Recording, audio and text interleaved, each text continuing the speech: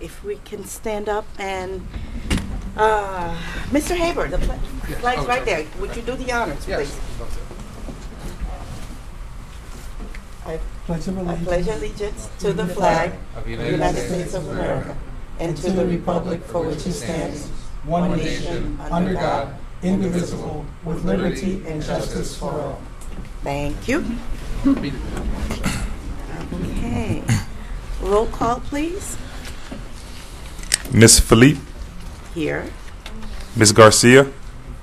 Here. Ms. Keys. Here. Mr. Haber. Present. Mr. Marty. Ms. Tondro. Mr. McDermott. Well, thank you. Ms. Martin, would you do the announcement for us, please? Good evening and welcome to the Board of Adjustment meeting. When your case is called, please come to the microphone and state your name and address for the record. Staff will make its presentation to the board first, after which the applicant will have an opportunity to address the board and make his presentation. After the applicant, members of the public, the hearing will be open to members of the public. Okay. And since this is a quasi-judicial meeting, thank you, our attorney will administer the oath if you have planned to speak on the item, either way. Thank you, Madam Chair. Anyone desiring to speak on this item this evening, please stand and raise your right hand. Anyone desiring to speak? Raise your right hand. Do you swear or affirm that the testimony you provide is the truth, the whole truth, and nothing but the truth? Thank you. You may be seated. Okay.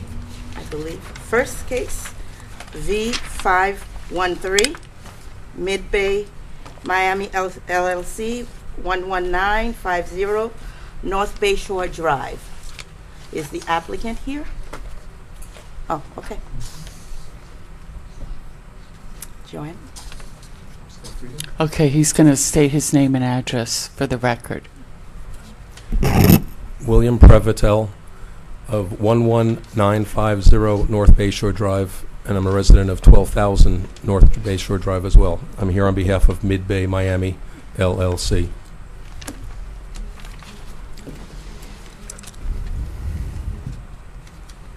Ms. Martin? Okay. This is a petition for variances to Article 4, Section 4-203, to allow a side yard setback of 18 feet for a proposed dwelling unit, a side yard setback of 15 feet for an enclosed stairwell, and a 0-foot side yard setback for an extension of the dwelling unit serving as an enclosed carport with rooftop terrace where 20 feet is required.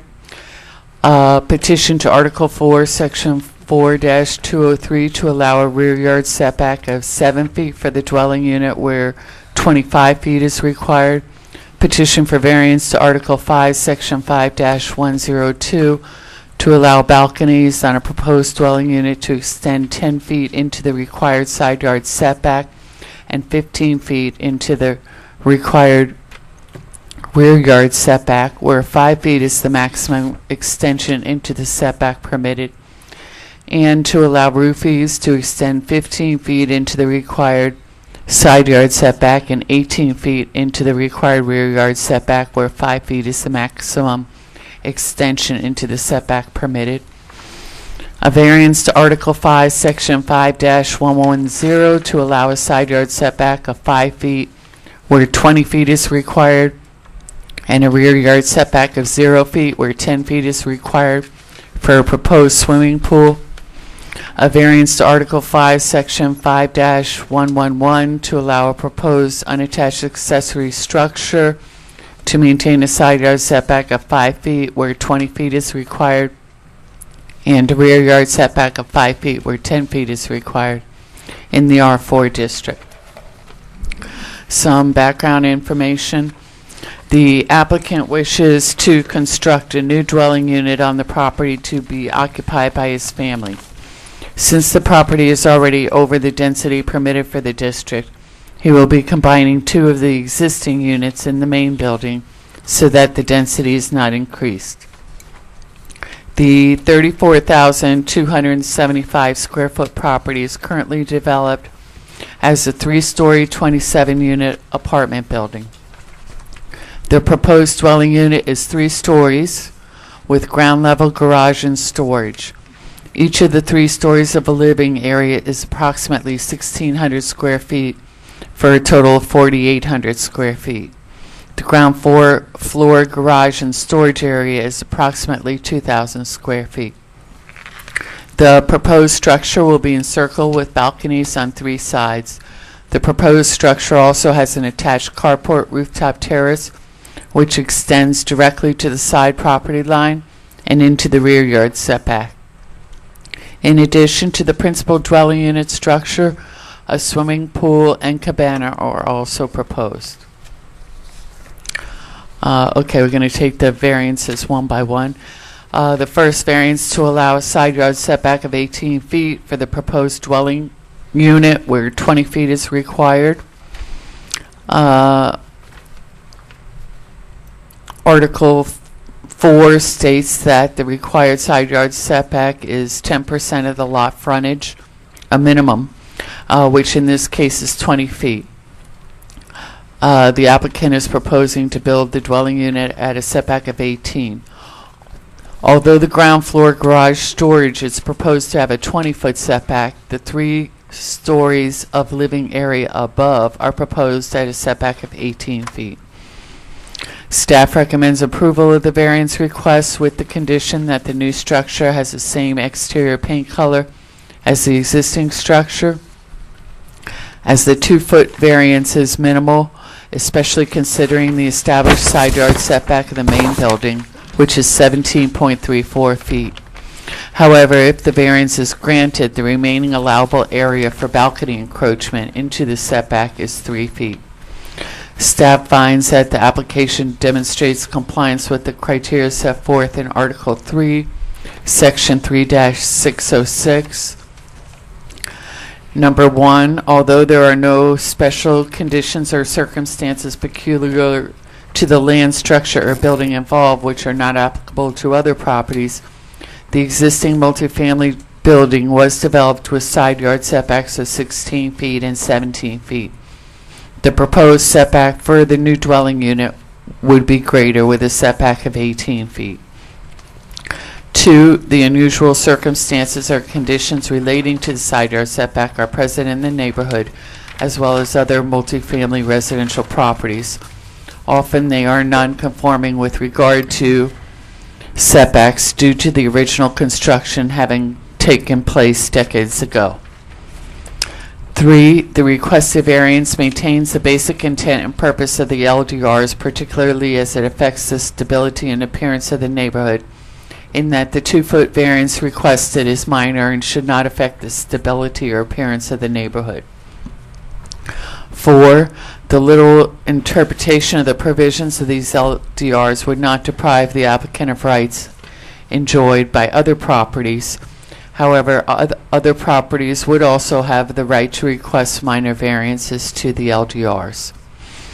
Although reasonable use of the land already exists and the proposed structure could be built within the minimum required setback, the variance is relatively minor and could be considered a minimum variance. The granting of the variance will be in harmony with the general intent and purpose of the LDRs and will not be injurious to the area. The second variance to allow a side yard setback of 15 feet for a proposed enclosed stairwell where 20 feet is required. The proposed plans contain an enclosed stairwell at the northeast corner of the dwelling unit, which is proposed at a side yard setback of 15 feet. The stairwell has a circumference of approximately 8 feet. Staff recommends approval of the variance with the condition that the new structure has the same exterior paint color as the existing structure. As the variance is fairly minimal considering it is only for the stairwell, which also is designed to be an architectural feature of the structure. Staff finds that the application demonstrates compliance with the criteria set forth in Article 3, Section 3-606. 1.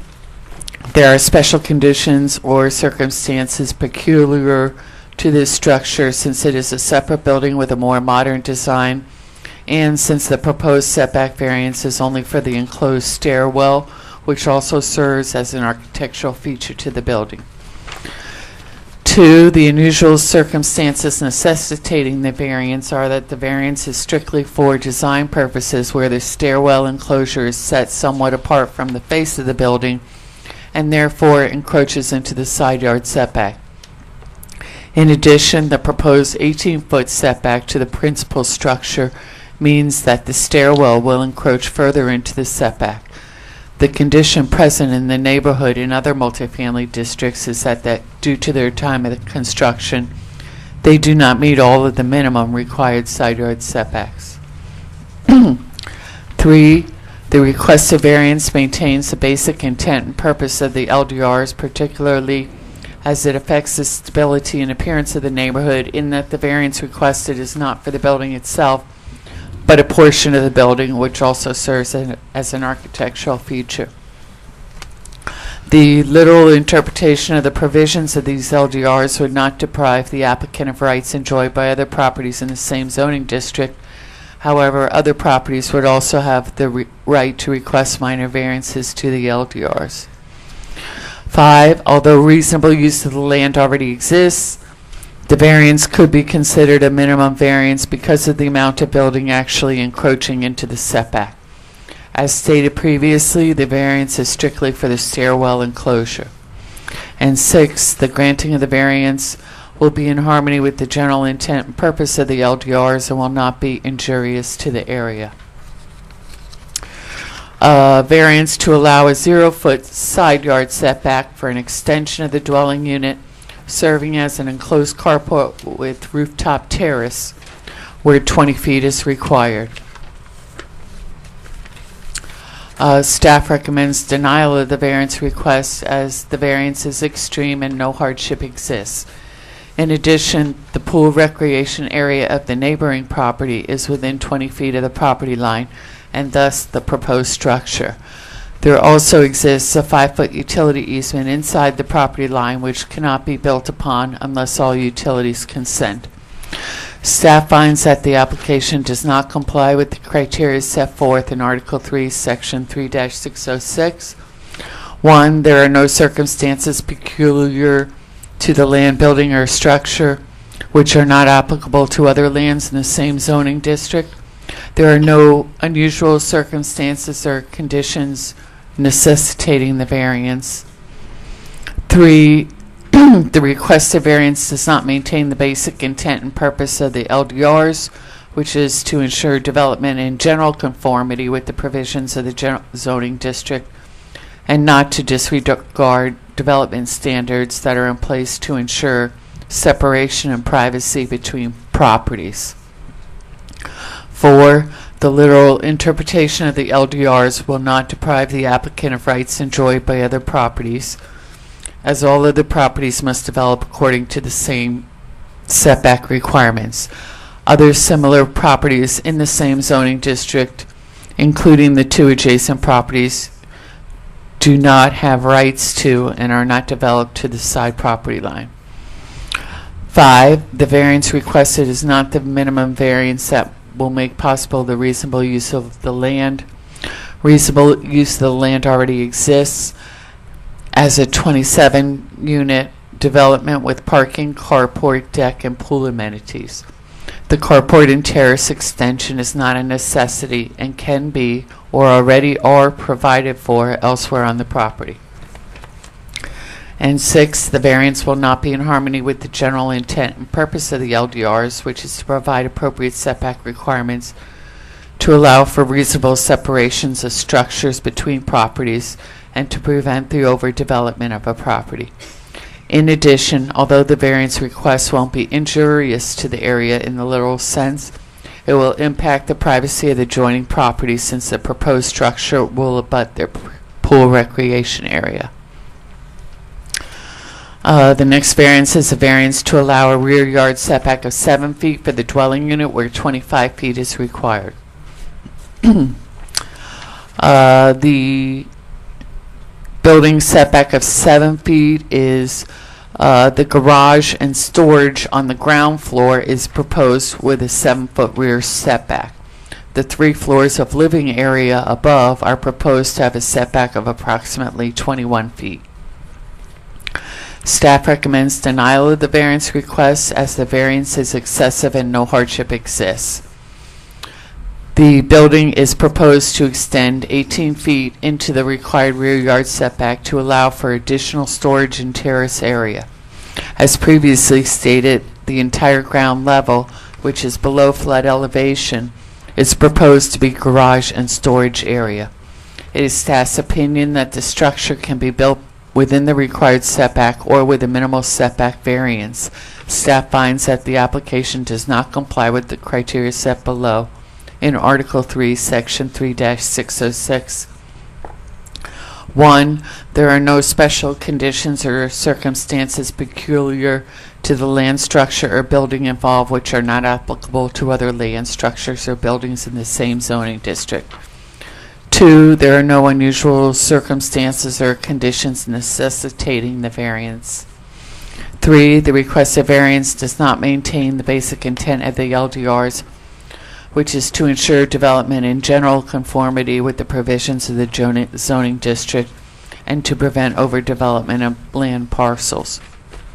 4. The literal interpretation of the LDRs will not deprive the applicant of rights enjoyed by other properties in the zoning district, as all other properties must develop according to the same setback requirements. In addition, the 2 adjacent properties have substantial rear yard setbacks. 5. The variance requested is not the minimum variance that will make possible the reasonable use of the land. Reasonable use of the land already exists, and the approximate 2,000 square feet of ground floor, garage, and storage can be scaled back or provided for elsewhere on the property.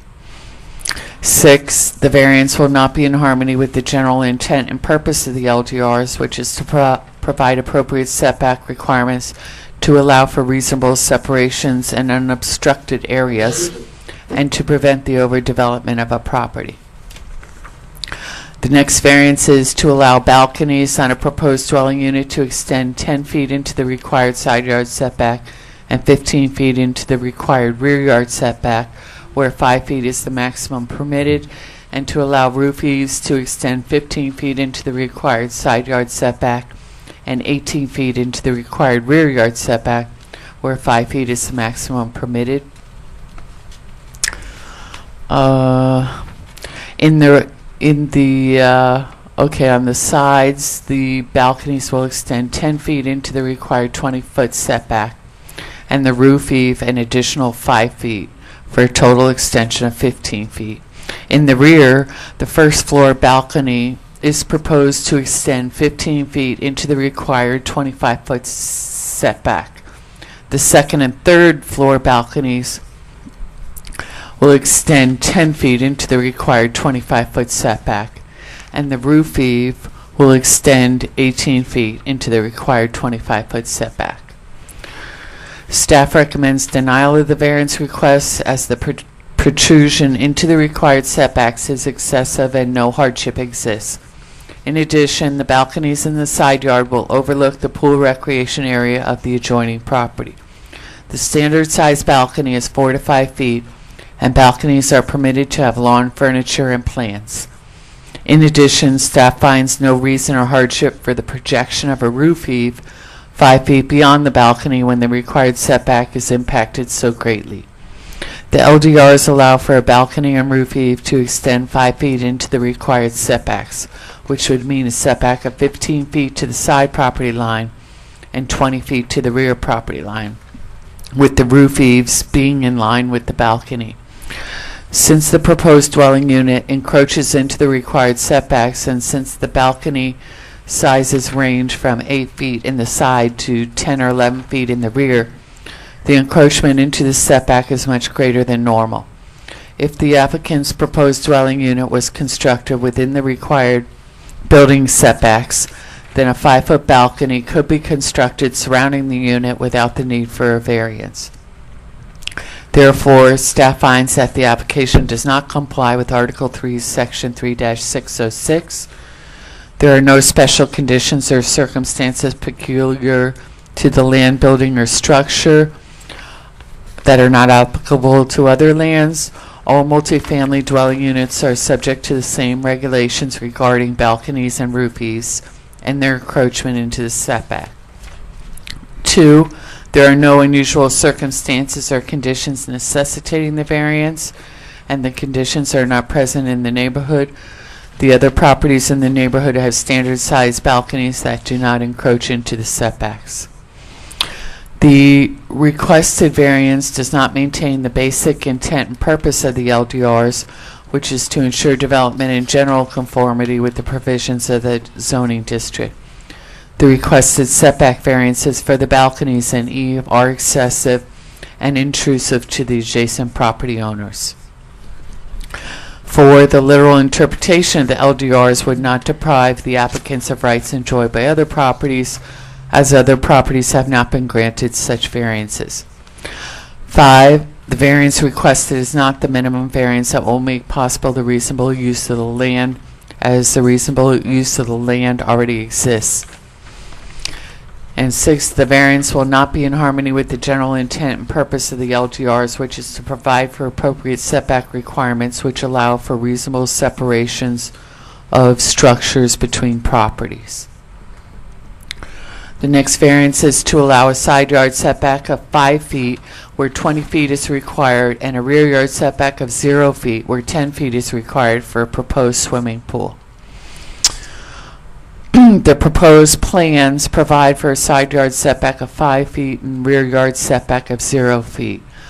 The proposed pool, which is approximately 15 feet by 30 feet, is proposed above grade with an 8-foot high wall surrounding it.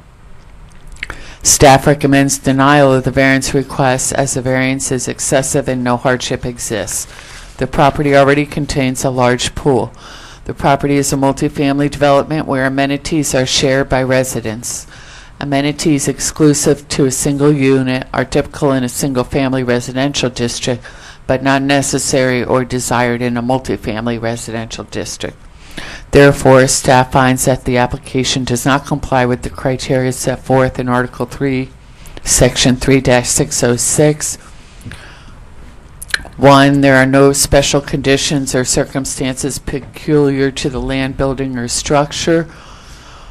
All multifamily dwelling units are subject to the same regulations regarding swimming pools, and as previously stated, a swimming pool exists on the property. 2, there are no unusual circumstances or conditions necessitating the variance request, and the conditions are not present in the neighborhood. 3, the requested variance does not maintain the basic intent and purpose of the LDRs, which is to ensure development in general conformity with the provisions of the zoning district.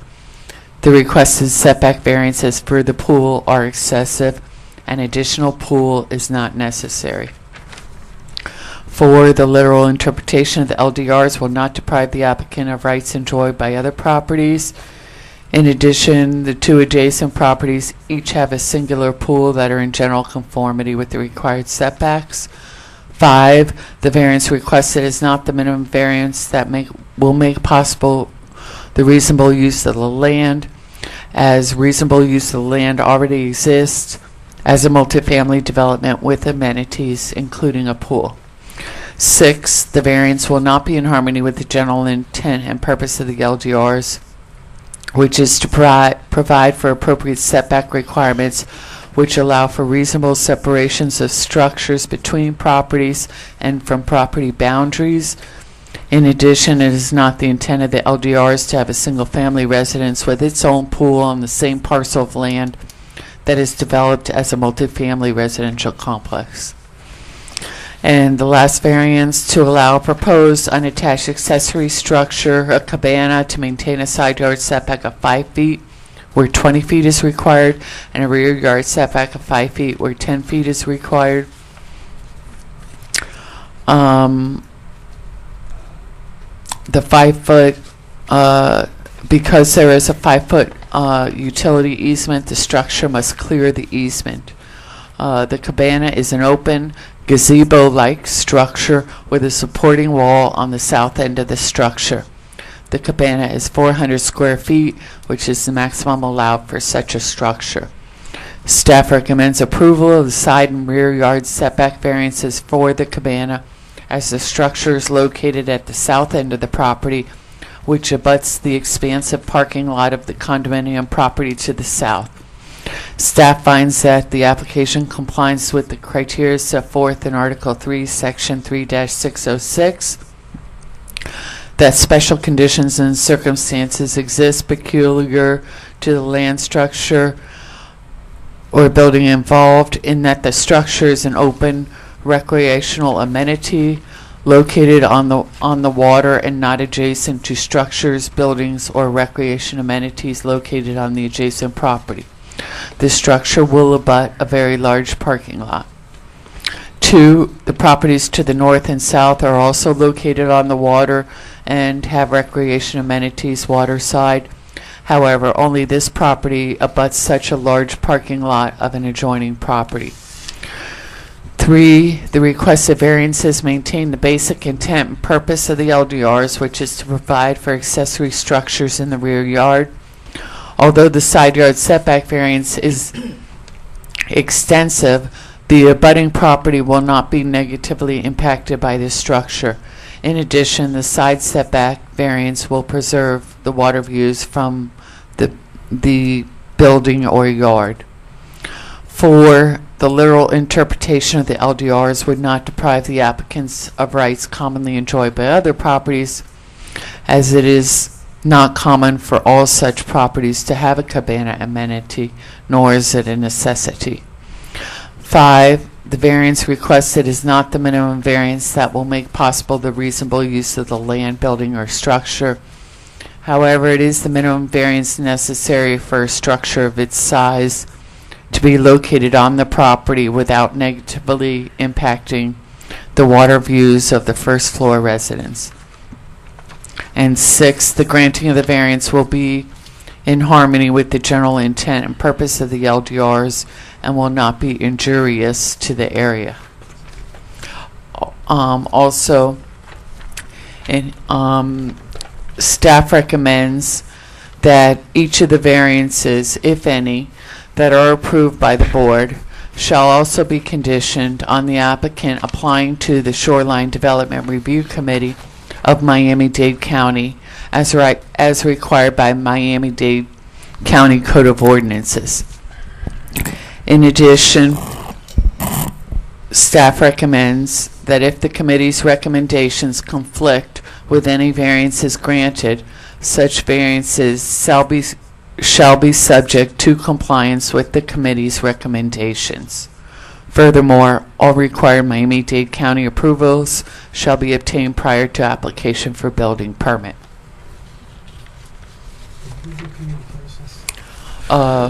As a point of order, Madam Chair, I do not believe we disclosed, if any, the communications portion of the agenda.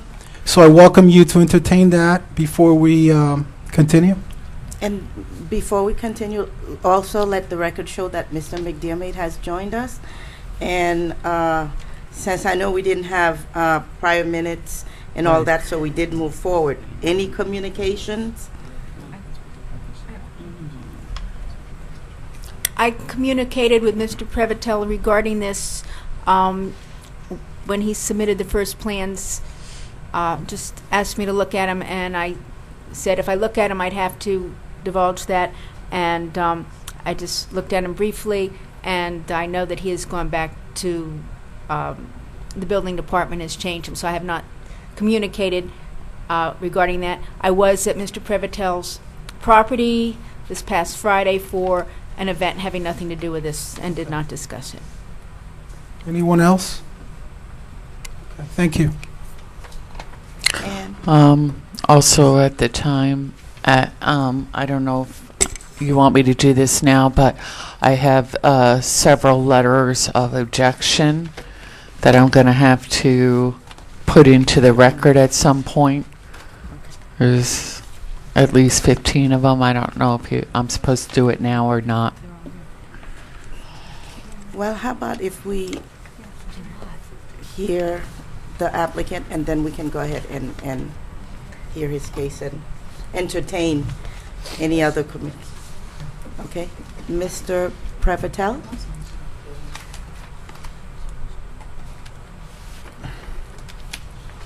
Thank you very much, members of the board. I know this is sort of a special session. We were prepared to meet last month, and I believe we were bumped up a little bit, but we had intended to present last month.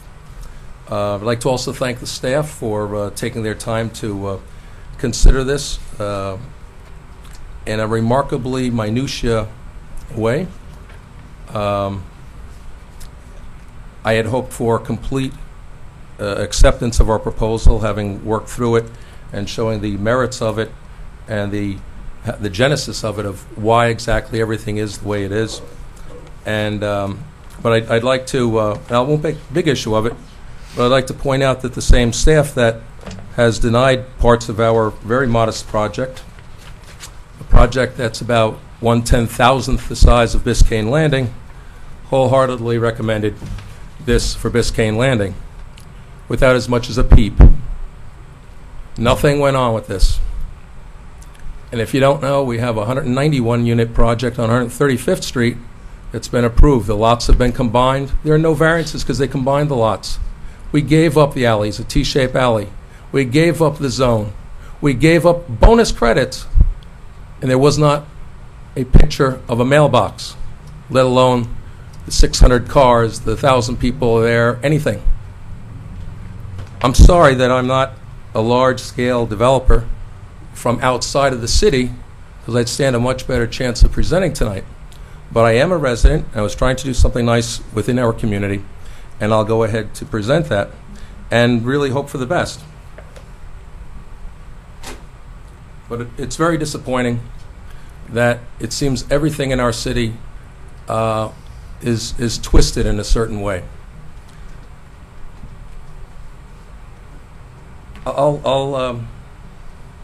And maybe that's a good point to start with in terms of hardships before I go into the design itself, because we're supposed to demonstrate some sort of hardship. And first off, I'm a citizen of North Miami. And that's the first point. I'm a citizen of North Miami. And I think all of you realize that that is a hardship, that the way things go on here, the way everything is sort of manipulated and contorted on a regular basis, that is kind of a hard thing to deal with.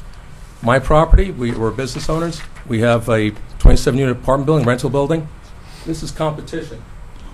This is 4,000, possibly 6,000 low-income rental units that we're now going to have to compete with, as high as they want to go. Our property, a prime property, which was reviewed by the consultants to the city of North Miami some years back during our comprehensive plan, was selected as one of the properties for the highest zoning, the highest level of zoning. Ours, including Mariners Bay, Majorca Tower, which is already very tall, and other properties in our Sans Souci area. And that was the recommendation by the consultants, by the staff, by generally everybody else. And to share a little insight, I happened to be in the back hallway here by coincidence. And there was a map, someone holding up, a council person holding up a map. And as I caught on, I said, this is strange, because I like looking at maps. And the voice of the council person said, what else? And the other person, gentleman, points here. And there's an X. He goes, what else? And he goes here. And what else? And he goes here. And my property went down also. And because I was a member of the planning board, I like to have sort of an ethical quality, I didn't say, hey, get mine off there, and nor did I complain in public. And I wanted to go through the process, but it was extremely disturbing to swallow that. And I have no idea who the person was, probably from Sans Souci or Keystone, just chose what it was. And rather than us having the zoning that we should have, we have some ridiculously low zoning. Majorca Tower to our south is built out to the whole level. Why it had to be dezoned? We're not going to take that down. Mariners Bay is very fully zoned with condominiums. Nobody's going to take that down. It really only affected our property and some others that were inland. So that's a direct effect. Is that we are compromised on our zoning. There's no possibility of taking down this existing project, which is nearly 50 years old, which has all the problems of a 50-year-old building, to make it something better. This is a problem inherent in the entire city of North Miami, that we keep on saying we don't want anything high-rise, and what we get is this old building stock getting worse and worse and worse. You're not getting better people in there. You're getting more challenged people and more problems, causing more services to come in. So that is a difficulty for us. We also have, in terms of hardships, we have because the city at some point built the road out front with a median and curbs in front of our street, and the apartment building was built in 1964, when basically you had one parking space per unit, which was the standard. At some point before our ownership, about 30 years ago, the lot across the street was purchased to use as overflow parking. And when we acquired the building 10 years ago, we also acquired that lot, have paid the taxes on it, have maintained that property, paid for the landscaping on the property, go out and pick up the garbage when the police leave it, and City of North Miami leave it, and FPL, when they all leave their garbage there. People walk their dogs, we clean up after that stuff. And we maintain that lot. Well, a little bit over a year ago, we just had an anniversary that we were told not to go onto that lot, that we couldn't park on that lot.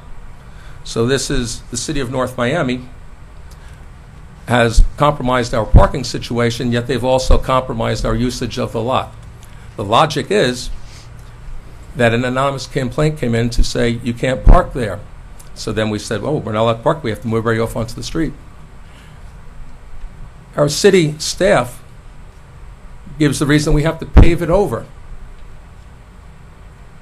And we said, what's the reason for paving it over? Oh, that's so oil doesn't go into the ground. And I sort of accepted that for a couple minutes until I realized that every driveway, every roadway basically has oil leaking up, particularly when cars are running. They leak and they go to the side and they go into the ground. That's the thinking of our city.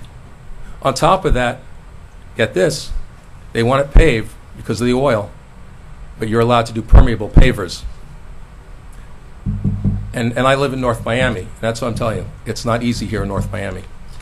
Another hardship, we lost the building basically because of being in North Miami probably, and had to do a great deal. Really, it was the struggle of our lives to get it back. And what didn't help is when you have garbage pickup, that's $800 a month, when the large condominium, which is like 3-4 times our size, and the high-rise condominium next to us was paying less per person, less per unit, less per anything, because in 1974, our building had garbage pickup with the City of North Miami. Even though another building was built in 1969, even though one's built in 81, because they have private contractors, they could have that forever. We, to today, still have to have garbage pickup on the City of North Miami. I could pick up the phone and get $250 service rather than $800 service. This adds up over years. It really does add up on a very modest property. The city privatized because we called for privatization. Yes, they did. They privatized it to a monopoly, where now we pay less than rather than $500, we pay rather than $800, we pay $500. Oh joy! But you know what? I could pay the city twice their commission, and still save money if I had free reign to go to who I wanted to. So that's a hardship. It's not so easy here in North Miami. We had people that were renting that were on the corner at the Mexican restaurant across from the White House Hotel. And it was the City of North Miami that these people had like a dozen restaurants in the Midwest, Mexican restaurants. They knew their business. They had a good product. They come into North Miami, and within like 6-8 months, whatever it was, they had to get the hell out of here. Because they couldn't get the sign permit, they couldn't put an advertisement outside, they couldn't do this, they couldn't do that, they couldn't get anything done with our city. They lost the restaurant, they lost probably $100,000-$200,000 of investment. We lost 2 apartments of being rented out in the process. It just has not been easy. Hardships also, well, our building, I was not here when it was built, but it was built in 1964. the buildings neighboring to us, to the north and to the south, both have taken advantages that I'm sure people are here to thwart. Mariners Bay, to our north, condominium, of which I'm a partial owner, has their building line about 40 feet in front of the face of our building. 40 feet out. So as you look out, there it is. It's way up there. Nobody cared about blocking the view to the north. Nobody cared about the vistas. Nobody cared about the fact that it's so much taller than Mid-Bay. It's just the way things are. You develop your property as you like to develop your property and maximize that. To the south, we have a high-rise building that is, a nonconformance for our code right now, but it exists, and I think it's pretty much a good thing. I hope that there's nobody here that would be having an argument against our proposal, since that property has paved as much as they can. They've paved right up to the seawall, and they have a fairly large setback from our property to their building. Which reminds me that when their seawall caved in back during Hurricane Wilma, it was our lot that we're not allowed to park on that we allowed them to park on for that month or two. That when they had no parking because theirs went into the bay, it was our lot that we never charged on. Nor do we charge when the City of North Miami takes their breaks there, when the police break there all the time, when FPL does stuff. When Mariners Bay has a project and they need to move the dumpsters and change them out, not to hurt the surface, not to hurt the asphalt there, they come on our grass and gravel lot and they change them out over there without our permission. The neighboring synagogue, for years and years, Beth Moyes, has used our property as overflow parking during their high holidays. We have never said anything until recently, till we were fined with, we were given a citation, but they have parked 40 cars at one count, could have been more, 40 cars in our lot, and without permission on a lot north of us, 44 cars at one time, to the point where our own people were asked to leave. Our cars were asked by the valet to leave because the City of North Miami Police said, no, that's now the temple's use. Nobody asked us at all for any years. We had always felt that with the honor of being able to have this, we had some responsibility, and we've tried to do that, to share this with the community. And for the same matter, we're trying to design something that is responsible to the community. We look around North Miami, and you can see the projects. You see the boxes. All we have are boxes around here. And we're all thrilled that there's a Whole Food box coming in, because we have to match our Home Depot box and the LA Fitness box, and all the rest of them, and all the rest of our undistinguished designs that we have here. And that's the way it is, because that's the way the thinking is, that's the way it's promoted. Because nobody has sort of the guts to do something else, or possibly not, because it does take a little bit of extra insight, it takes a little bit of extra money to do something that's maybe a little bit different, that may have a little bit more of a reward in the long run. But we don't want to look at that. We want the quick kill, we want the low income, we want the government subsidy. And then we want to have nothing else that could possibly be a foot high or a foot over or whatever else it is. Went through a great deal of effort, a great deal of effort, to build something, to propose something that has certain parameters. The parameters of this project are that we wanted to increase the value of our property. We wanted to do something nicer than the 1964 box that is there now, that's kind of outdated, something that's a little bit more distinguished. We have neighboring buildings with curved geometry and such. We wanted to try to incorporate that to try to enhance the neighborhood. We have a 20-foot given setback on our north side with our north neighbor, and that's a line of containment in a way. We have a seawall that comes in at an angle, which isn't so easy to handle. We want to separate ourselves, if we can, from the existing building to allow to work on its own and to not worry about construction connections and such, and to have the oddity of having one thing line up to another and the awkwardness that might be. So we've tried to have a little bit of breathing space there. It also has to do with maintenance and fire issues, that we'd like to have a little bit of separation, and we're giving that up in a way so that we can have that, so it is a little bit better, so it is a little bit less obtrusive to our neighbors. On the south side, we have an existing pool. I don't know if that pool will remain. I'm glad that the staff can tell us whether one pool or two pools is enough or not. I'm glad that they can say, no, you've had too much of a good thing here in our city of North Miami, because that's the way it is here in our city of North Miami. Don't want to have too much of a good thing. We have plenty of room for parking all the time. We could pave that thing. That's about it. So those are our parameters. On top of that, we wanted to do something that is an addition to the building, that is multifamily addition. My own parameters are, I want it to be a single unit for myself and my family. My wife has 3 sisters, 3 brothers-in-law. There are like 8 kids. There are a lot of us when just getting her immediate family together, and we want to be able to accommodate that in one location if we can, when they come from far out of town. We'd like to do that. We've also hosted many events. We've never charged for an event. We've had christenings, we've had weddings, we've had Progressive Democrats of America meetings, we've had other things to celebrate, many other things, and other birthdays and such. We've even had a funeral. And we've never charged, and we've always tried to accommodate the people. And the city of North Miami for years has had an invitation to come to join us on our property. We have the parking across the street, and we can have events, and they've known that for years. Both the police, both the city manager, and so on. We've done our best to share our property. With that right, we've tried to have been responsible. And with this design, we've done our best to shape something out of this. Rather than just doing a box, rather than going up to the setbacks, we've tried to do something that has some unity, some conformity, some structural logic to it, of which it does as a radial structural plan off of another regular grid. We've tried to push our services so that they're not so obtrusive, to the point where we have the services so that when the bathroom light is on, you don't see it from our neighbors. That it's only the large panels and such that look out onto the water, that look to the north, look to the south. That even the service windows and the service core is as hidden as best as possible. And the reason that the service element, the vertical stair is there, is as a design element. It's more pronounced to try to make it a little bit more user-friendly, a little bit more likable.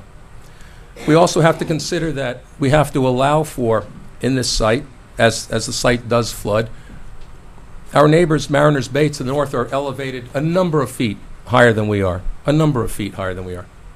including their pool deck, which is a number of feet, probably 5-6 feet higher than ours.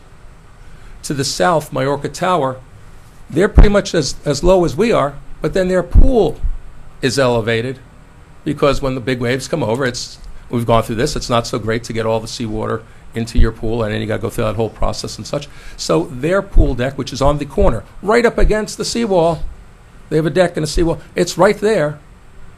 You know, it'd be nice if it had some trees, but at least they have some canopy that Mariners doesn't have. We have all of that.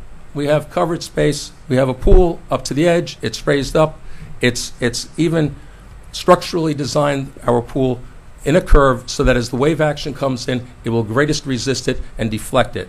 Down below, where the garage bays are, we're supposed to have breakaway walls.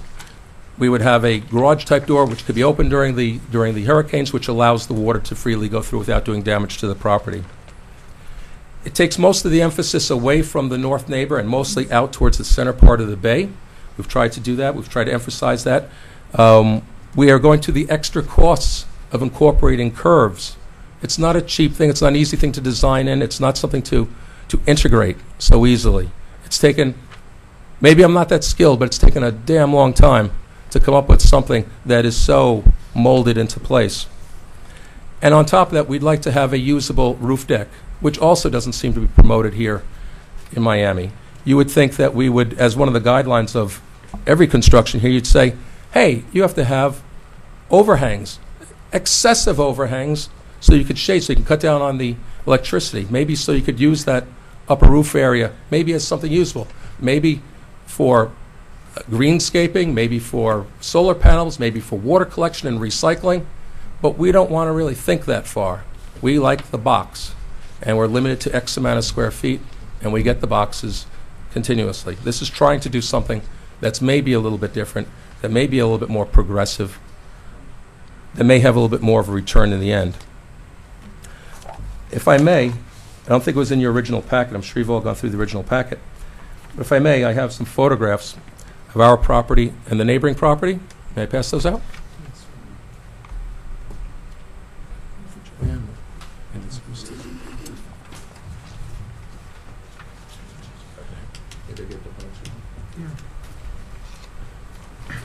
Are these the same photographs Yes, that are it's being photographs. handed? You're very excellent. Here, go ahead, you can have this one. Thank you. And in the end, we're going through this, and it's incredibly simple in the end. We'll get to that. If you look at the upper left-hand corner, the building to the left that I'm up against is our Mid-Bay Club Apartments. And the area that we're talking about incorporating in this building is just beyond the pool.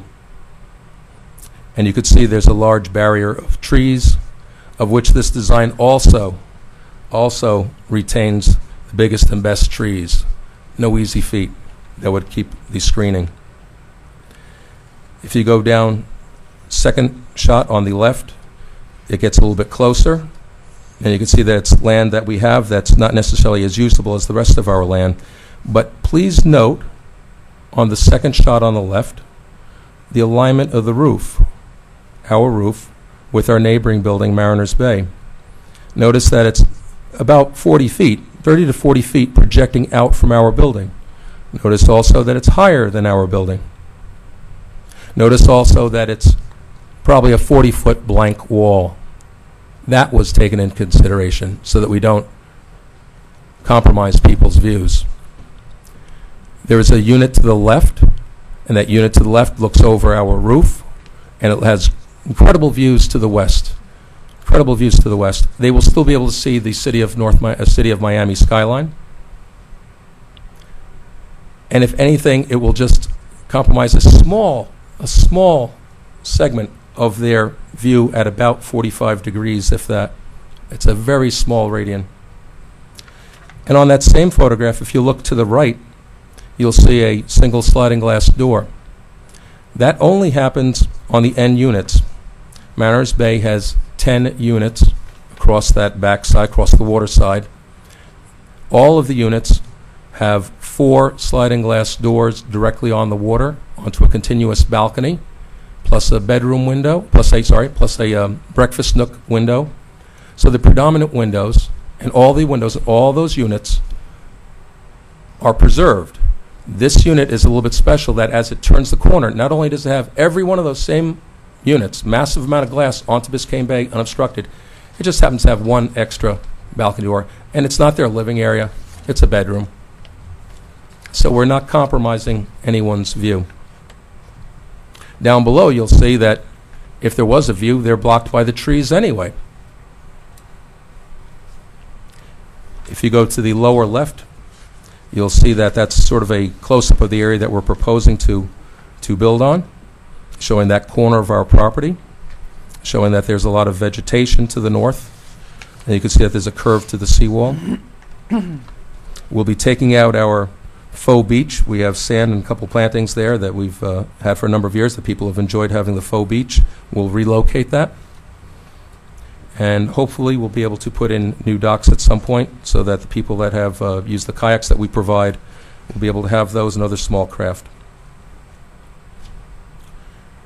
If you look at the upper right of this photo page, you're looking at something that is very much in character of what we're proposing in terms of its character and its scale. It's a level of parking at the grade, and then 3 levels of living above, and then you have a roof deck, which is not used, and then above that there is a bulkhead. There is a bulkhead that's high enough to stand in and to have your stairs exit, have the elevators function properly and such, and matter of fact, you can even use storage up there on that bulkhead. So it's basically 5 levels. Yeah, it's not too much different from ours, except for theirs is actually higher, because theirs at the parking level is probably 12 feet, whereas is much less. You'll also note that you could see a curved balcony, of which we said that, only people should have 4 or 5 foot balconies is the staff recommendation,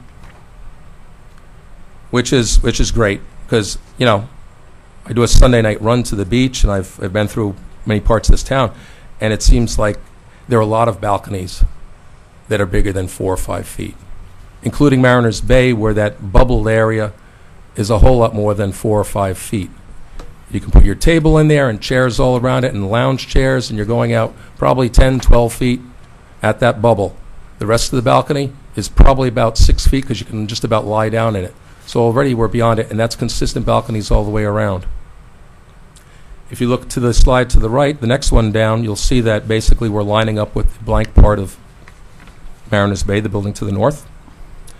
And if you look to the third slide on the right, you'll see that there's a lot of vegetation. I think most of maybe it's half and half ours, half Mariners Bay. But we would try to preserve whatever is ours as best as possible to retain that green barrier.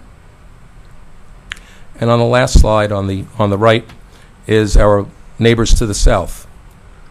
You can see that they've parked up to the seawall. You can hardly see it, but at the end of that seawall, you'll see the pool, and the pool being raised up, and you see the high-rise building there. We have landscaping up to that corner, and that's where we'd like to propose a cabana, and the cabana will help to screen the view south to their parking lot, where, in particular, they have their car washing bays. So we won't be closing off anything too particular there, and it's not where they go. That's the spot where, when the city of North Miami parks their utility trucks on our lot, that's where they go take their breaks. They go to Majorca. I'd rather not, because you have no idea how many hours and how patient the staff has been to go over the foot here, the foot there, the this, that, to come up with this. I had suggested just say it's 0 lot line on all sides, and let's go have a meeting and go see what it is. Because really, you really, 5, 6, 3, 4, 10, just assume it's 0, and let's look at the product. Because it's a little bit more complex than most. It's not a single wall where it's 20 feet and a single wall goes exactly continuously where it's now X amount of feet, less. It's a little bit more animated than that. It's intentionally animated by that. It's trying to get more shading. It's trying to capture the water. It's trying to curve to allow the views to go through. So if you'd like me to go over the details of that, I will. But I think there's something that's probably more germane, and that is I will pass out, if I may, another set of plans. Well, not plans, it's just drawings and such. And this shows what we've tried to overcome. We've tried to be good neighbors. We're trying to come up with something that our city can, in a sense, be proud of, because we're in a profile area. Not that people driving by will see this at all, but when somebody else comes by and they say this, the shoreline of North Miami, they see the White House Hotel and a couple other things. We're trying to do a nice contribution to our community. We really are, rather than just throwing up a box. But if we're forced to do the box, because that's what's allowed, we will do that. On the left is the as-of-right box. We don't have to be here at all. It could be completely denied. We can go in and we can build something that is now more obtrusive than the circular plan, something that is more blocks the view, something that's less user-friendly, something that ties back into the existing building, a giant big wall with balconies, 5 feet like we're allowed, and we could do that. And we can make it go as big as we want on the side because we certainly have enough open space. We've qualified for that a long time ago. So I'll pass this out, and it shows, basically, do we want to have this, which we will build, or something where we will spend more money and more effort, more time to do something that's maybe nicer, that all of us can be a little bit more proud of. I have that comparison. We have this comparison from the north side from Mariners.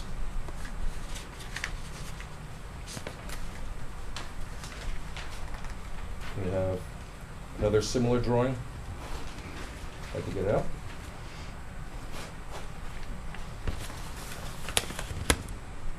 And this is allowed without a single variant.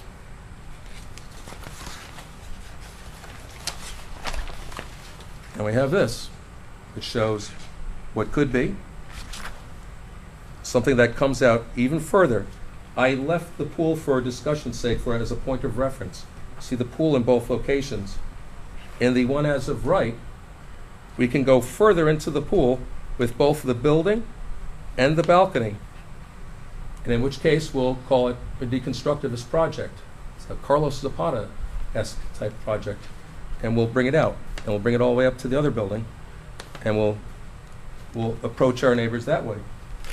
What we had proposed is something curved, something a little bit more sensuous, something a little bit more warm and forgiving to the site, something where we try to maximize the size but still be able to accommodate a function. To try to have a larger balcony over here. All of this on the lower part of the site is not in question at all. It's just this little bit. It's really at the extremes. And it sounds, when we say it's zero line, that's for the arc of a curve exactly as it hits, and 2 inches after that, it's no longer zero. It's now working itself away. It's receding away. So that's why it's very deceiving to go inch by inch on this. You may like the whole thing or not. It's really that. Let me also say, it sounds like we were denied. I'll pass these out, if I may. May I pass these out? I believe that they were included in the packet? No? No? Okay, These are- then let's see those. Because it's, should we have 4 or 5? Maybe there are 5 of them here? Okay, thank you. If they're not, then, if you need another one. You can share. Are there 5? You can share it. Do you need one more? Is one more needed? Possibly?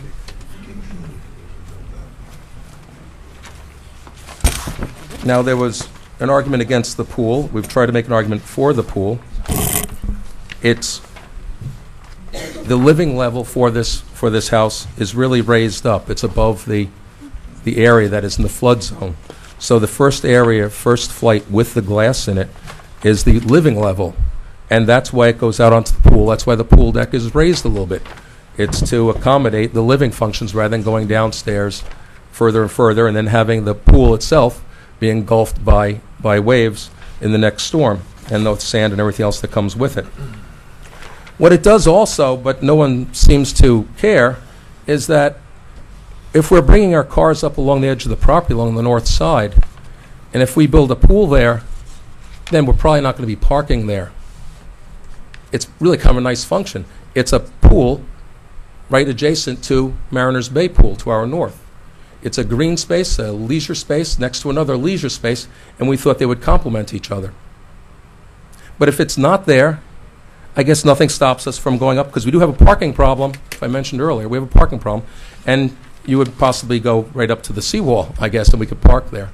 And people from Mariners Bay could look down into it. We've tried to design that in where you could say, hey, we don't have to worry about that because we have a nice element there, and it's guaranteed to be a nice element rather than something detrimental. We've also called for a terrace on that north side, which also has been, I guess, not in compliance, which might be good for us because that was an extra cost to us to create a terrace over what would be the T-turn of the parking area. So that you'd be able to have a covered entryway, and you'd be able to cover the cars and the road surface, so that if someone was able to get up on somebody else's shoulders at Mariners Bay, because it's very raised up, we used to have a lot of plantings there, so you'd have to get kind of high. But if you look down in, basically you'll see garage doors and a driveway. And this was an effort so you wouldn't see garage doors and a driveway. You would have a planted terrace. You'd have a retaining wall, because their property is above ours, and all the water and such does flow down into our property on a regular basis. So we put a retaining wall, preserve their soil, preserve a parking area, make it look a little bit better, make it a little bit more acceptable. It's a win-win as it was proposed. So the pool is there for a reason. The terrace is there for a reason. And just about everything else is there for a reason. If I may, I'd love to comment after the detracting comments are made, if I may, and I won't take up any further time. Certainly there are other things I'd like to share, but maybe it's best that I allow others to speak. Thank you for your attention and your consideration. Thank you. All right.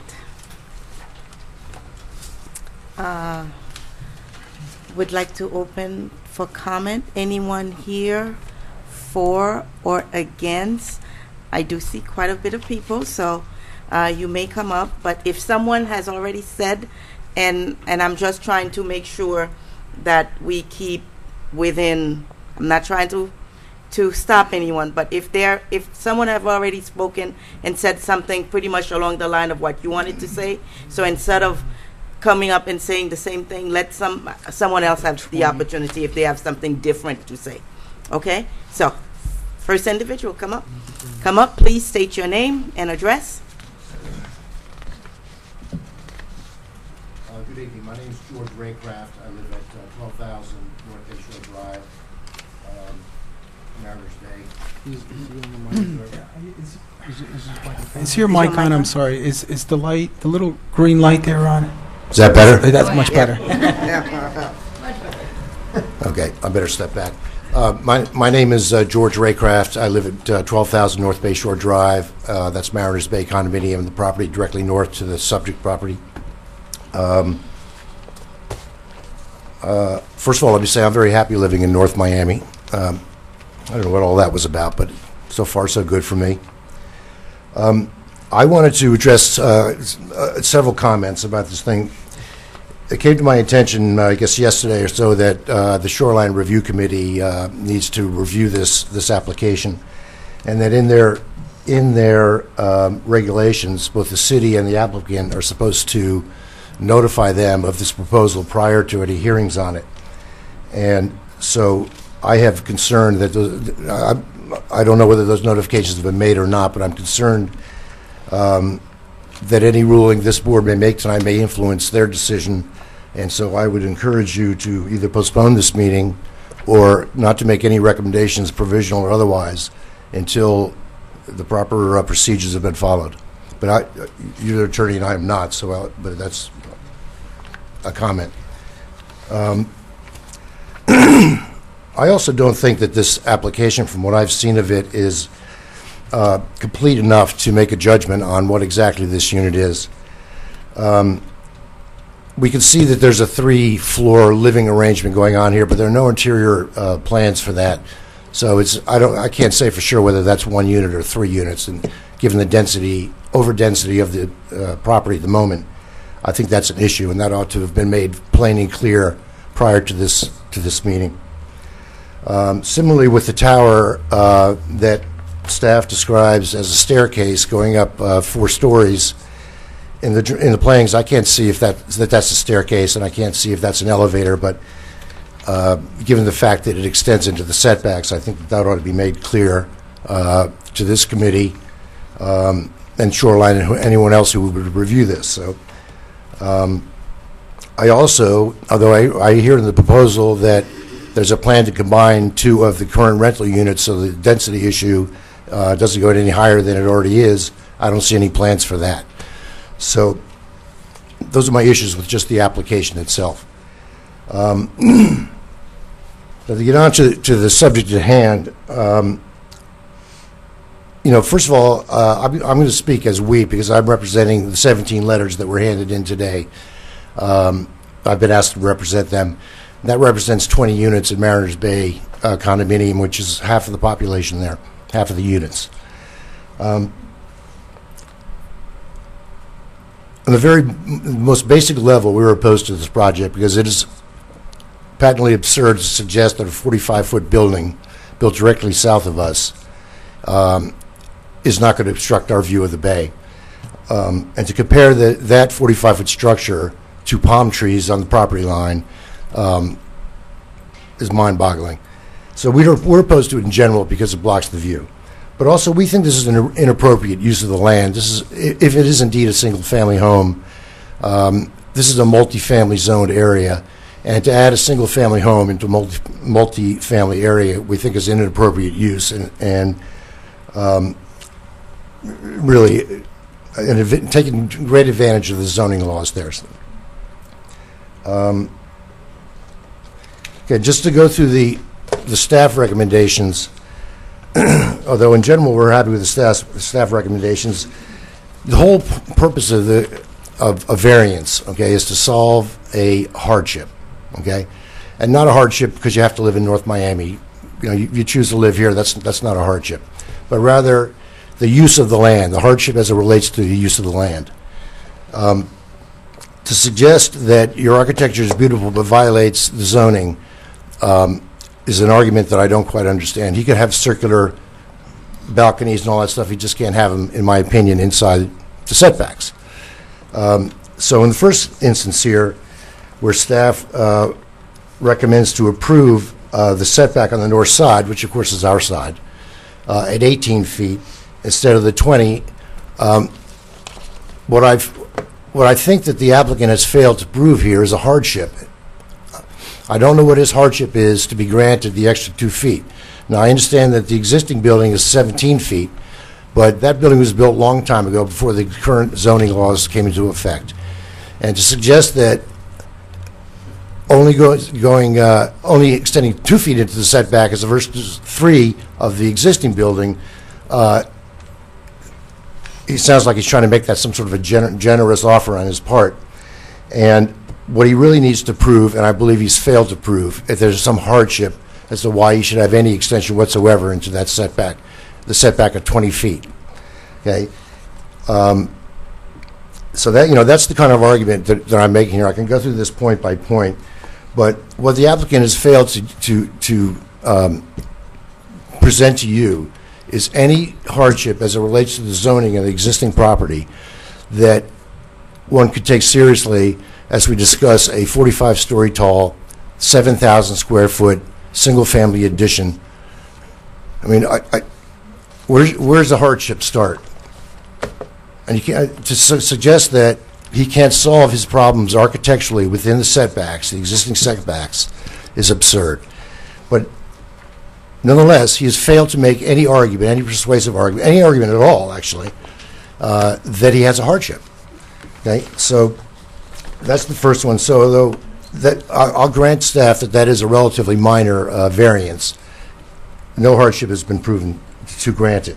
The same thing with Article 2 about the stairwell, which is, maybe it's a stairwell, maybe it's an elevator, I don't really know. But that's an architectural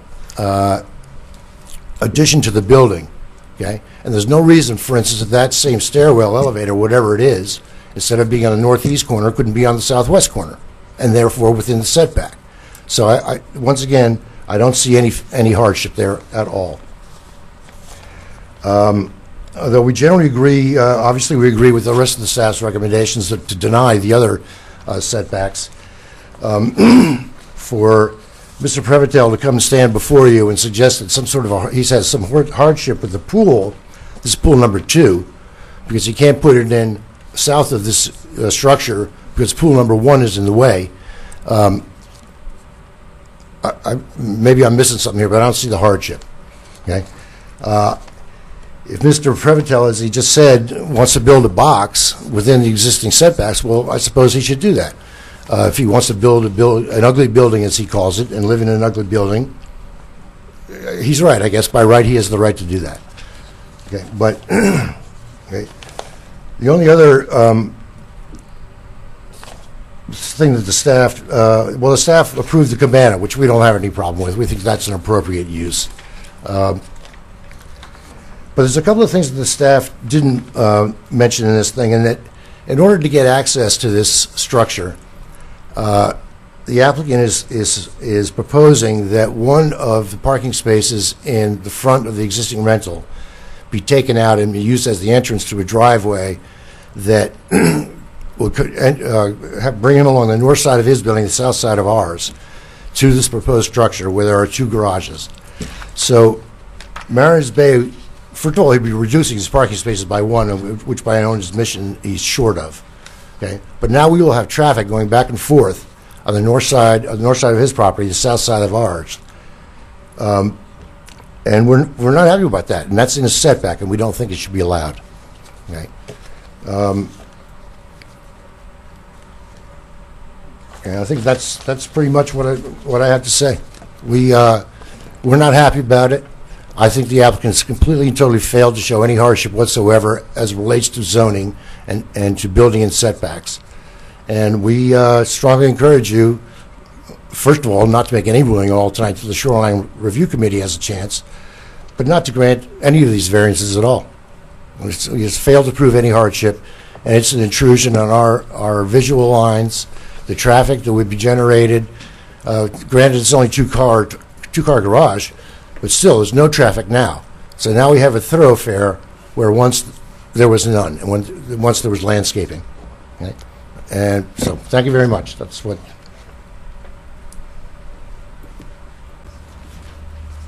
Anyone else? Come up, ma'am.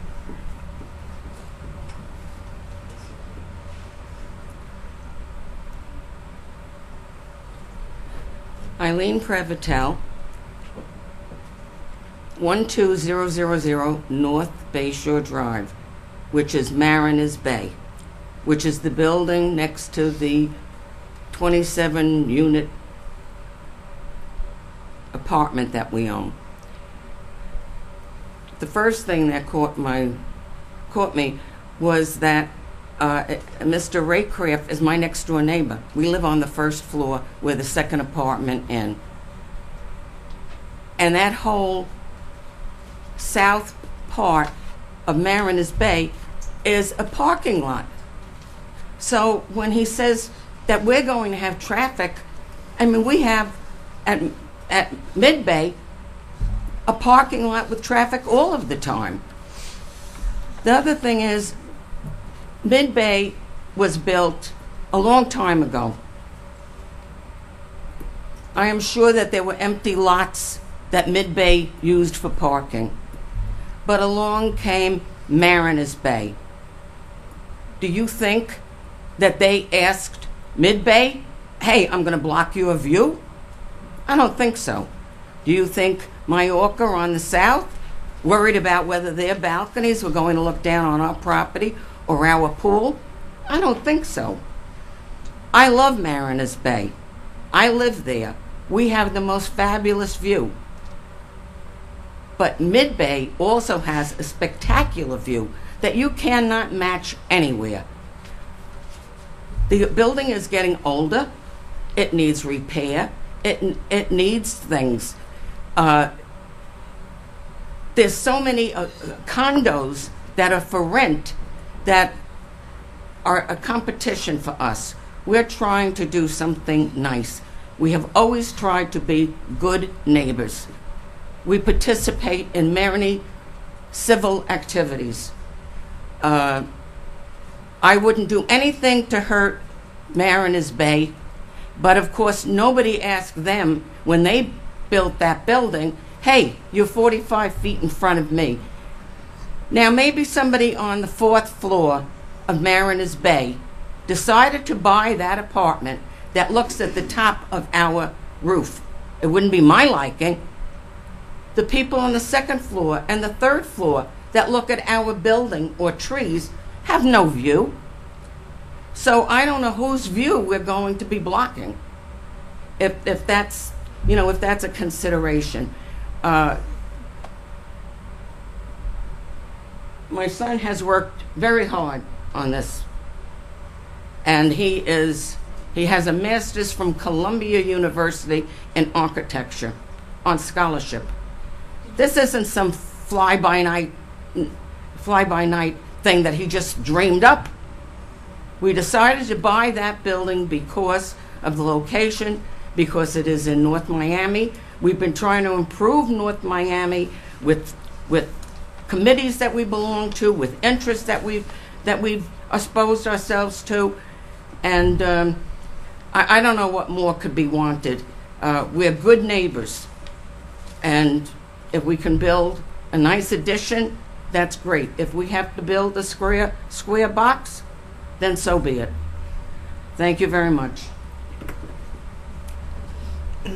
Anyone else?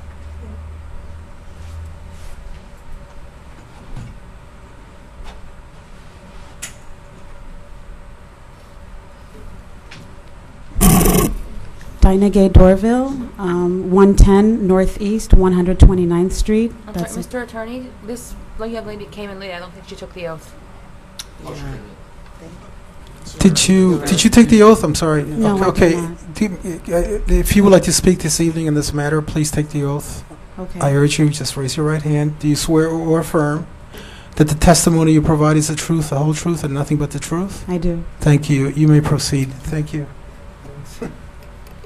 As a frequent visitor to my uncle who resides in the building, I've seen firsthand the work that Mr. Previtel has done to Mid-Bay Apartments to keep it clean, to keep it attractive and up to date despite its old design. I can testify firsthand how Mr. Previtel has opened up the parking lot across the street to community members, as well as the backyard with this spectacular view of the bay. For community members to hold their political meetings, to have parties, and it's always free of charge. I think that this is a testament to how much Mr. Previtel values his community and its residents. So basically, I'm just here to say that I support this project because I believe that any renovations and the new architectural design to Mid-Bay would enhance the neighborhood of Sans Souci, and I think it would be an asset to the city of North Miami at large. Thank you. Anyone else?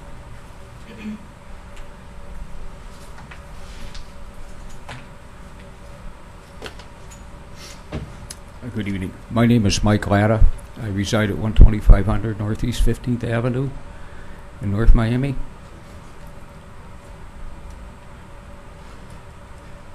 I've known the applicant for several years. I've been to many functions at their apartment. I believe their addition and or structure would nicely enhance the neighborhood and would bring needed energy to the area. I would hope the city of Miami finds it within itself to grant Mid-Bay's minor variance request. Thank you. Okay. Come up, sir.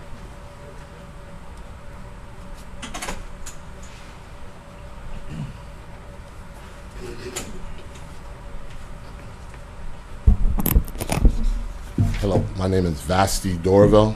I reside at 110 Northeast 129th Street, North Miami. I just want to say I know the Previtels for a very long time, knowing their story, that they choose to do business in the city of North Miami, which means a lot.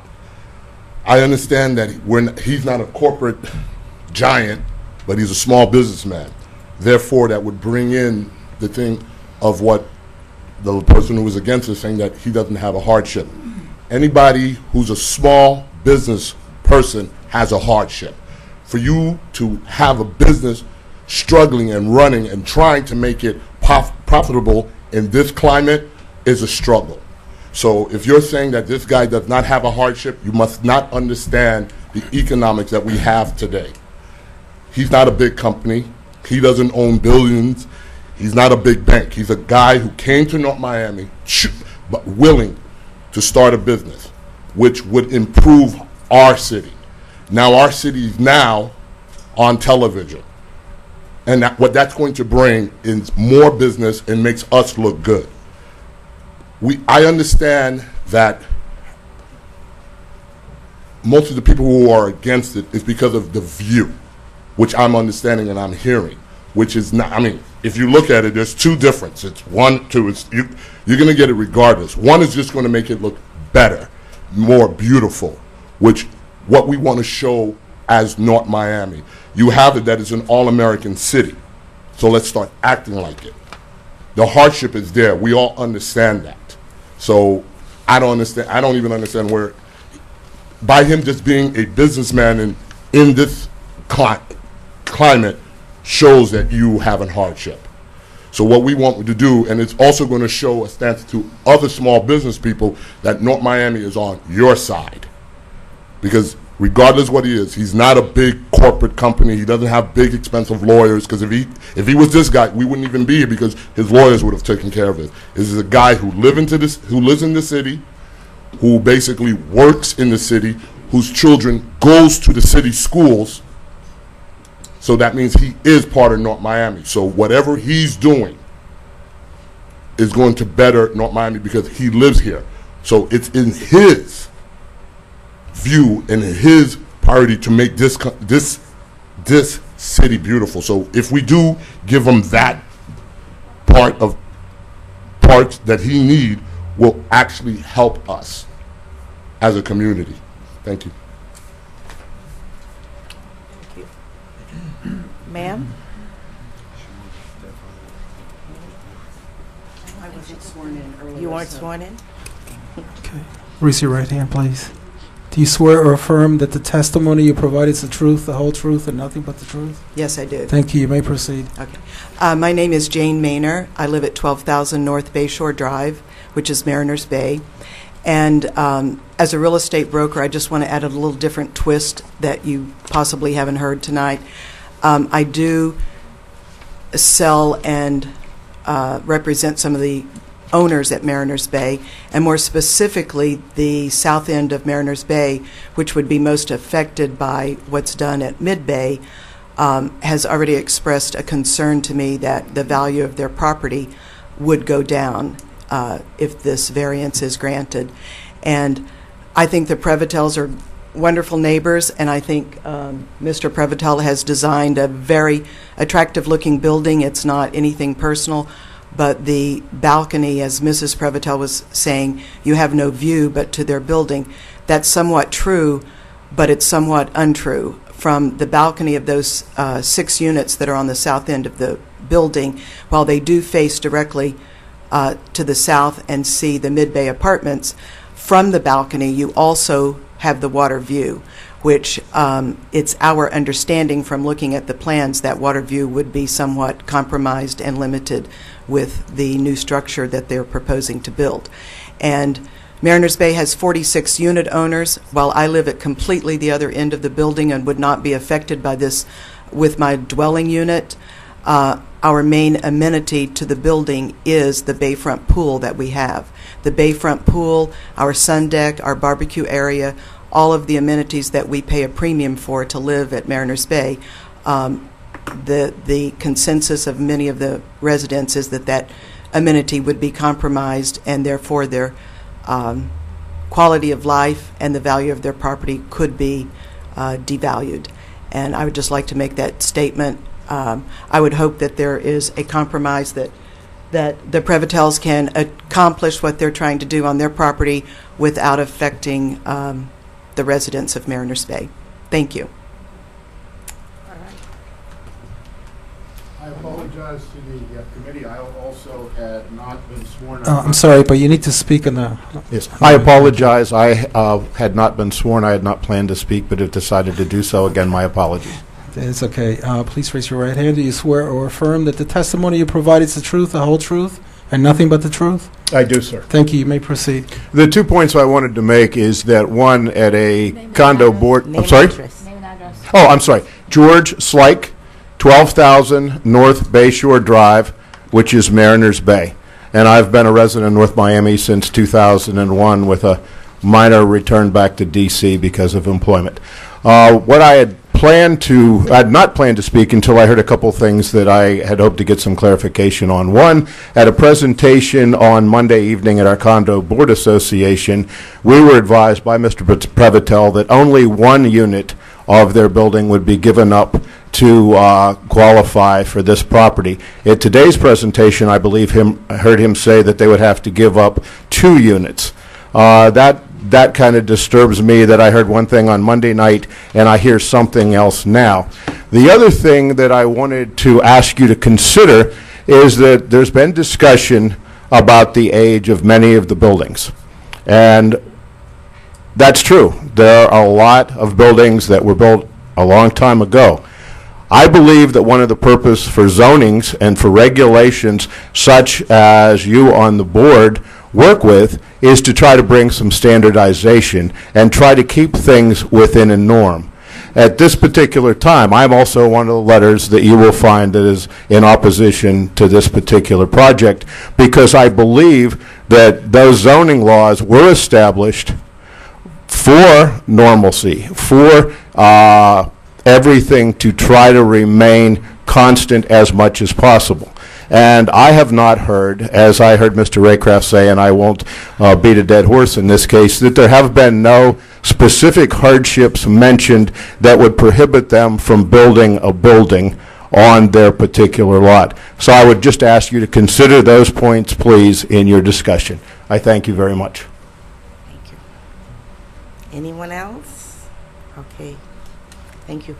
Public hearing is now closed, and I guess we'll entertain board discussion, but I just have one question for staff.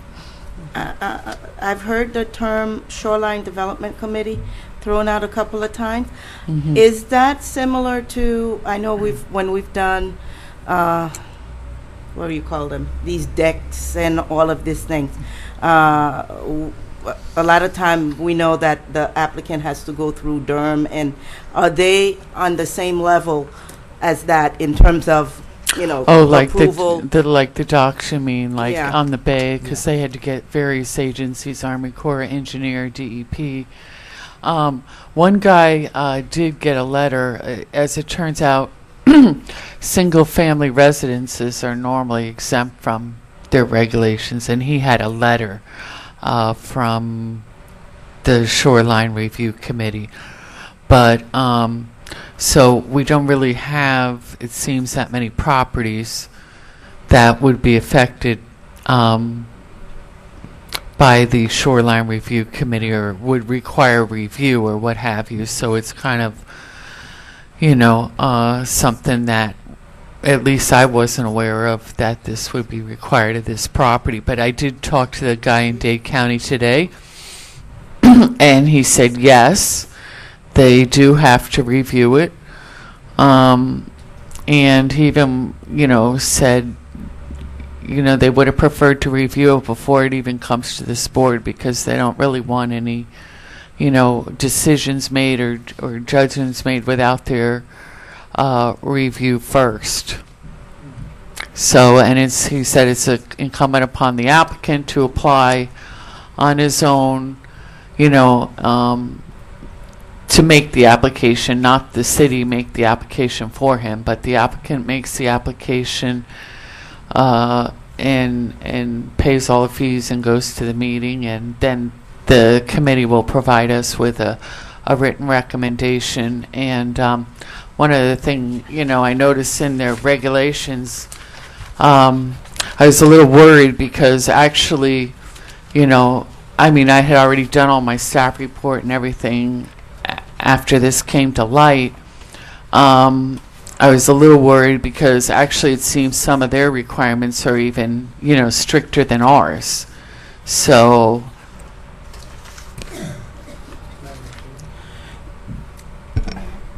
Yes, Mr. McDermott, go ahead.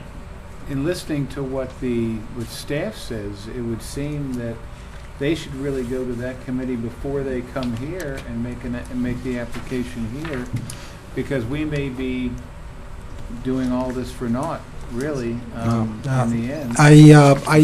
There was a condition that was read onto the record. There's no doubt that, let me start from first base. There's no doubt that the Shoreline Committee will have a say in this matter because of the proximity of the project to Biscayne Bay. Okay. Having said that, any approvals by this board, if any, would be subject to compliance with the Shoreline Review's findings. But didn't they want to review it first?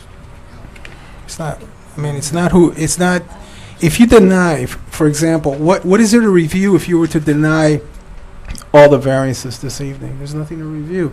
The code does not specify who comes first. It has to be somebody, and I'm not sure if the applicant took this matter to the Shoreline Committee. I was not part of the application. A trip there is required, and their input will be felt. So,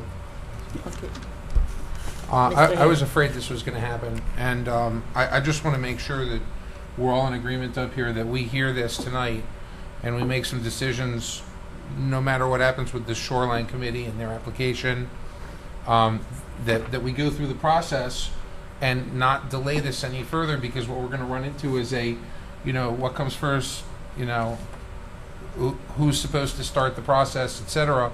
And it's just going to postpone and delay these things and bring us back to the same questions and the same hearings again. So regardless of what happens with the Shoreline Committee, and that can be a condition that's built in that it has to be addressed, that we hear this tonight and we deal with it. The only question I have is that staff mentioned, through you, Madam Chairman, that they would prefer to review it first. Is that what you said, Joanne? Yeah. His exact words was, the committee doesn't like it when the city has reviewed and approved the plan first. I guess they don't want to feel like encumbered to do a certain thing or recommend a certain thing, is what I gathered from the conversation. Madam Chair, can I make a motion? I'd like to move to continue this until after it's been reviewed by the Shoreline Board, and also there's also a note that we need to have review from the utilities, because there's a 5-foot setback on one side and the utility lines are there, and we don't have anything from the utilities either. That's an excellent point. There was, I believe it's the carport that it was stated in the report that it actually encroaches upon a utility easement, and I would urge that something from that specific utility be brought forth to this board. This is voiding the easement. This is typically something that is applied to in a real sketch format.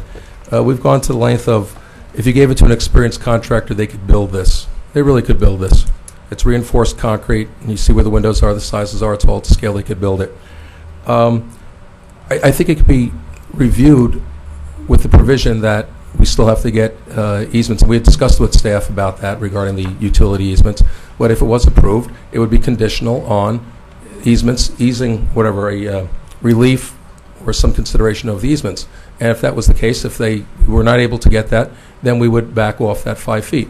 But the built-outs where that edge of the pool is, there is at least 5 foot where the earth is still continuous. It's just really that terrace, right. A little bit of area. But it's not really too much. And actually, the ground plane, they could still use the ground plane below the terrace. There's a level of neutrality when our approval has not been granted and this has been continued, which will no longer exist if we vote either for or against you. And I think you'd be in a better position if you went to them neutral with having no say for or against on either piece, because it still has to be reviewed by Shoreline and there's still a utility easement that's needed. So I'd like to restate my motion that we continue this item until after it's been approved. And through the chair, I'd like to state for the record that I didn't know from Joanne that they had actually asked us for the courtesy of hearing this first. And now that that's brought to light, it changes a lot of things. Well, to fresh our mind, may I respond also to some of the, I have answers to some of the questions that were raised. We have a motion to continue. So it would be, to present those, the rebuttal at this juncture would be, almost irrelevant. And the only other thing, and I know before we take a vote, I did like what one member of the audience did say. We have the construction, that new piece that's going up. I don't know. I too would like to see what the inside, in terms of the plan, what it would be, because right now we're just dealing with the outside. It exists. It's on the page I gave you. It's the same floor plan. This one here? Yeah, the last page. And you have it on the original packet, plus you have it on the new packet. That's it. We went out of our way to be a very flexible plan. It's an open plan that repeats. No, I think she means the floor plan. The floor plan, that is it. Of all 4 floors? Yeah, that would be it for the 3 floors inside. That's the 3 floors inside. You see 2 bathrooms per floor, the stairway. It's just that it doesn't tell me, where the kitchen is being placed, how many bedroom on each level. It's a loft style plan that could be arranged. It's the plumbing core is set, and right off the plumbing core could be the kitchen area. In green actually is a kitchen. You see the green lines? That outlines the kitchen. It's already there. All right, so motion, we have a second, so do we have a roll call, please? And again, the motion is to continue. Yes. Okay. Until the Shoreline Committee has heard the decision. Shoreline and utility. Okay. Ms. Philippe, Yes. Ms. Garcia, Yes. Ms. Keys, Yes. Mr. Haber, Yes. Mr. Marty, Mr. McDermott. Yes. As a point of information, the review, the city can be more restrictive but not more permissive once that comes back to us, so, yeah. Okay. Thank you. I guess we should Oh, keep what? our copies of all this stuff. Yeah. right? Yeah, we'll keep it. Should we keep these? If I may So they don't add, have to print it all over. if I may add, in my 10 years of being around the city and various meetings, I wish the people had shown up tonight, I wish I'd seen them one time in 10 years, any of these faces who are my neighbors, one time in 10 years, as vociferous as they were tonight. Thank you. All right. Okay, any old business? Any new business? Motion to adjourn? Second. I did it twice for you. Thank you. They're going to be dry.